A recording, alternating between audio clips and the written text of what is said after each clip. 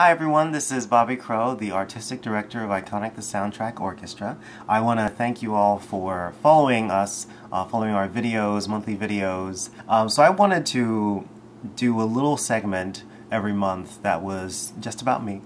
The Director's Podium, I like to call it, where I talk a little bit about my views on music for animation, whether it's anime, video games, or cartoons.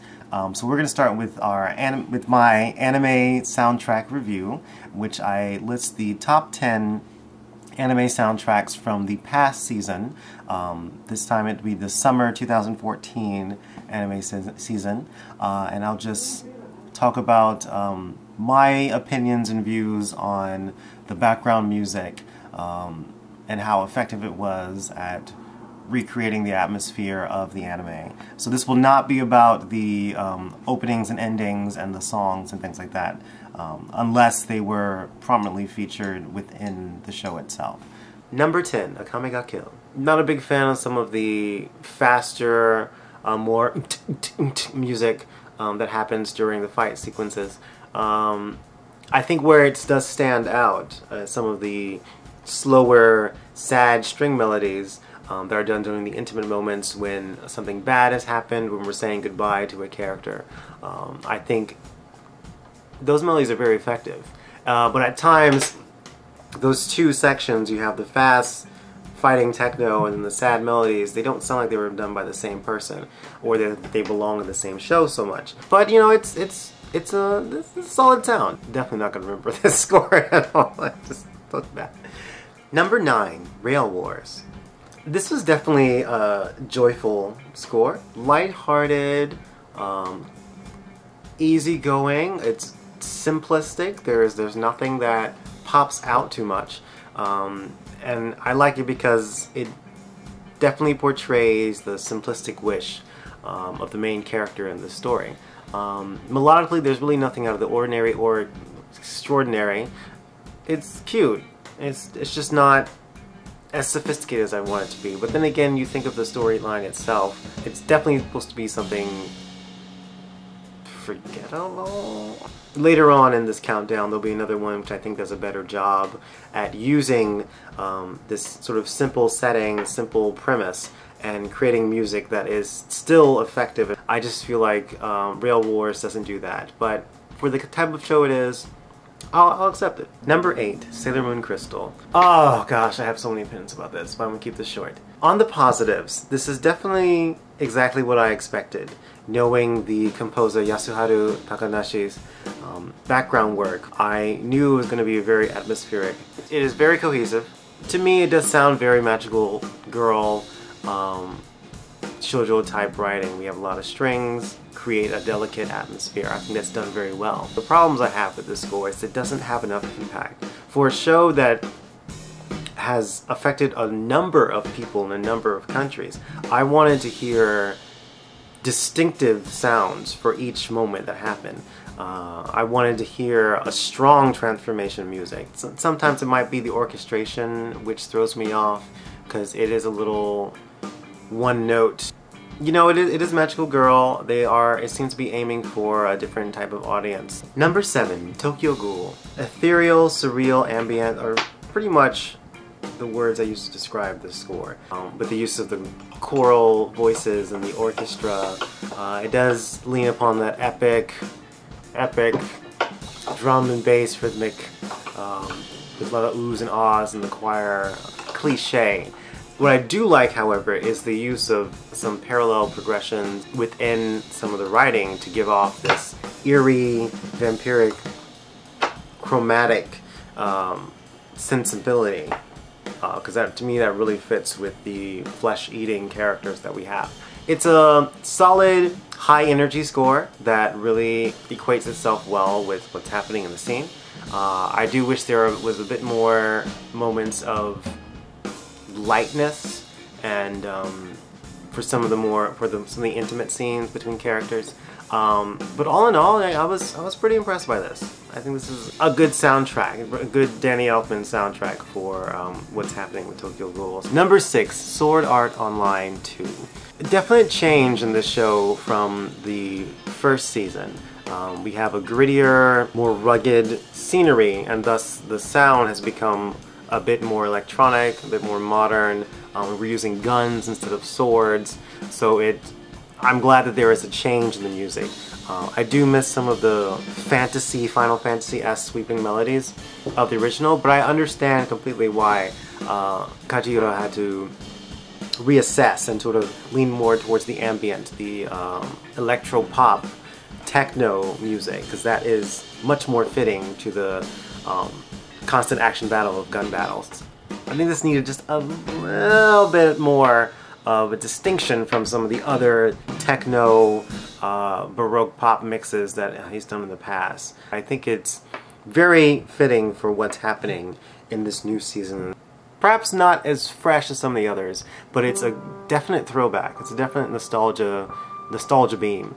And I really like that because, you know, we have a character who's sort of cut himself off from the modern day world and has gone to a more traditional sense.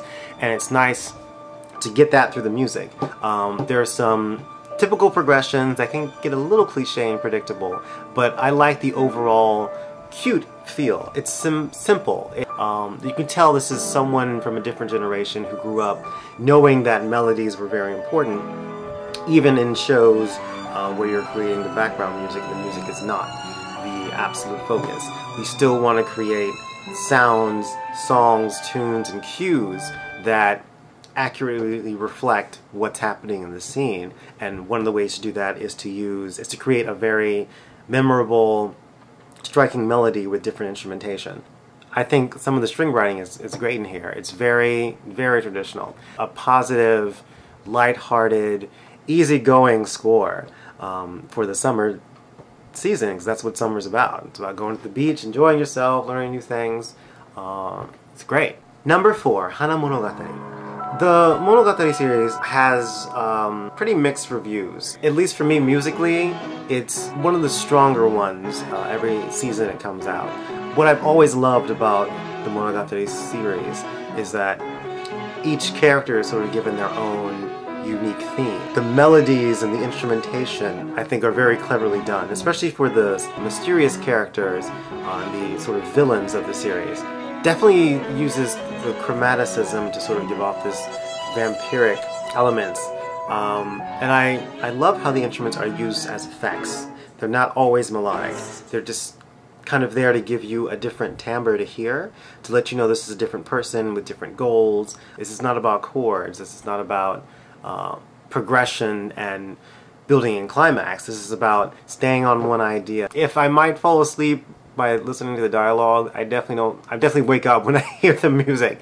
I really like Space Dandy. And seeing who was composing the music, we have Yoko Kanno, we have Taku Takahashi, which is one of my favorites from Inflow. I knew this was going to be a very fun, very energetic type of score. And the second season, I think, is a little bit better in terms of cohesion than the first one. Sometimes in the first, I found Kanno's bebop to stand out a little bit too much, but in the second season we get, I think, a lot more of Takahashi's sensibility. You know, he knows how to take something that sounds stereotypical and yet make it fresh and new by adding some modern elements. He's a master of the electronic sound and using traditional instruments in an electronic way.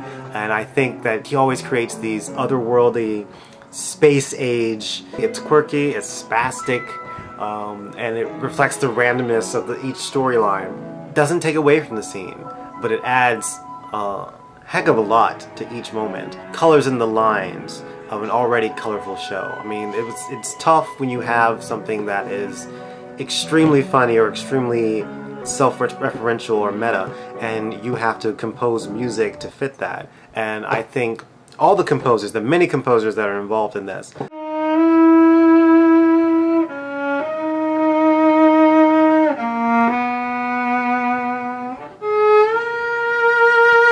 Number 2, Zankyo no Terror, Terror in Resonance. A stunning masterclass in how to make a simple chord progression and melody complicated, sophisticated, and telling. It's almost like she's commentating on the philosophy of the show itself. While things may seem simple at first, like we jump to conclusions, but there are so many other layers, and I love how the music sort of envelops the storyline and also plays a part in the tale. I mean, that's difficult to write, and this is someone who has tons of experience really equating what she's doing on the piano and in the studio with what's happening in the script. My favorite track has to be Vaughn. It's a suspenseful tune that's built upon alternate oscillating half steps and whole steps. Gorgeous and heart-wrenching at the same time. And that is just what the story is. Number 1, Kuroshi Tsuji, Black Butler, Book of Circus. Let me just explain how awesome this score is in one musical statement.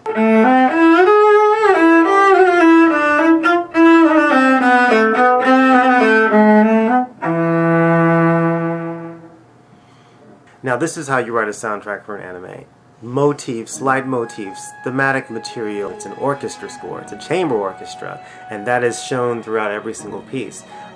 It maintains its character throughout the entire series.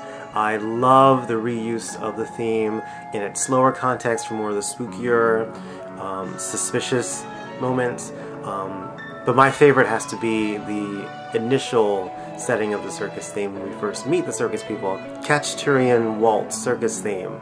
It's a very simple theme that relies on the harmonic minor scale, gypsy, sort of Middle Eastern sounding circus thing. This music is so much better than the first 2 seasons.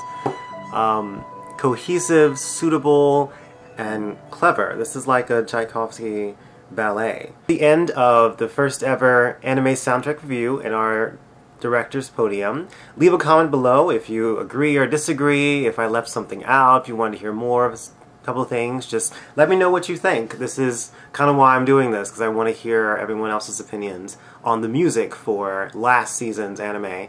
Also, you can put in there if you need to check out anything for the fall 2014. I'm starting to get new ideas. There's some great shows. Next week, I'll be premiering our Little Mermaid Part of Your World tribute. It'll be happening next week instead of the following week, which is the last Tuesday of the month, because next week will be the 25th anniversary of The Little Mermaid, and I wanted to put that on as close to the date as possible, so it'll be one day after, on the 18th, so stick around for that. Thanks again for watching, and I will see you next month.